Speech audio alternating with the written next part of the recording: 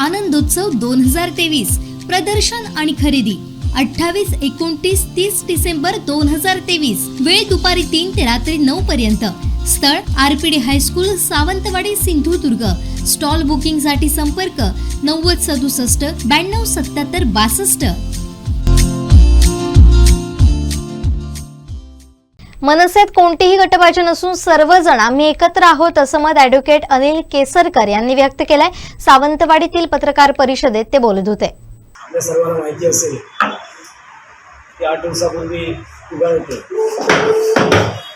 कोकण पदवीधर मतदारसंघासंदर्भात एक मीटिंग आयोजित करण्यात आलेली होती आणि त्या मीटिंगमध्ये आपल्या कोकण पदवीधर मतदारसंघाची निवडणूक लढवणारे अभिजित पानसे आणि ठाण्याचे जिल्हाध्यक्ष सरचिटणीस अविनाश जाधव या ठिकाणी उपस्थित होते।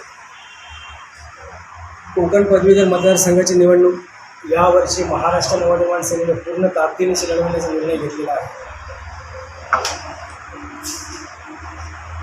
सन्माननीय राजसाहेब ठाकरे जे उमेदवार देतील त्या उमेदवाराला निवडून आणण्यासाठी त्या पदवीधर मतदारांची नोंदणी करण्यासाठी सर्व पदाधिकारी देखील प्रत्येक गावागावात जाऊन जे पदवीधर आहेत त्यांनी जास्तीत जास्त संख्येने नोंदणी करावी यासाठी प्रयत्न करत आहेत।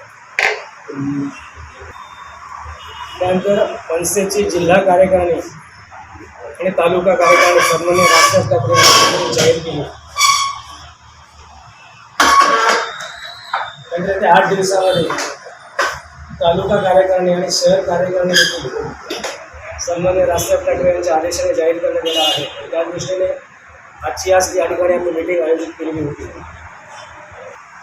प्रत्येक कार्यकर्ता आणि जे जुने आणि नवीन पदाधिकारी आहेत कार्यकर्ते आहेत त्या सर्वांशी बोलून पक्षाचे तालुका कार्यकारिणी आणि शहर कार्यकारिणी त्या 8 दिवसामध्ये जाहीर करण्यात येईल।